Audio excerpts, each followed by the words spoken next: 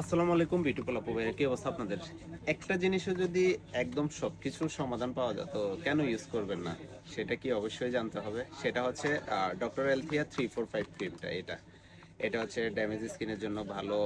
Pigmentation, hyper pigmentation, তারপর হচ্ছে মেস্তার মতো মেস্তা, মানে হাইপার পিগমেন্টেশন তো হচ্ছে মেস্তার মতো ছোপ ছোপ দাগ বা মেস্তা না, এগুলোকে হাইপার পিগমেন্টেশন বলে। যাদের স্কিন এক্সেস অয়েল, কোনো কিছু স্যুট করে না, গুড়ি গুড়ি বাম্পসের সমস্যা, তাদের জন্য বেস্ট একটা প্রোডাক্ট। এটা হচ্ছে ডক্টর এলথিয়া 345 ক্রিম। এটা হচ্ছে 100% অথেন্টিকটা।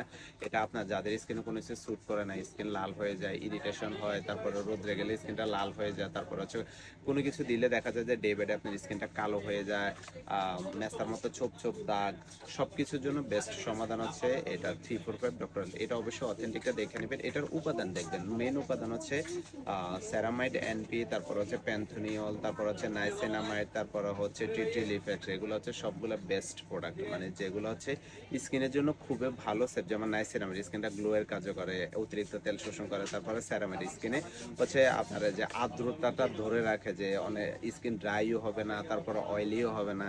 তো যাদের স্কিনে সমস্যা আছে যে বা ড্যামেজ স্কিন, তারপর হচ্ছে পিগমেন্টেশন, হাইপার পিগমেন্টেশন, মেস্তার মতো ছোপ ছোপ দাগ, সবকিছুর জন্য বেস্ট সমাধান হচ্ছে 345 ডক্টর এলথিয়া ক্রিমটা। একদম নিঃসন্দেহে ক্রিমটা নিতে পারেন, বেস্ট একটা প্রোডাক্ট।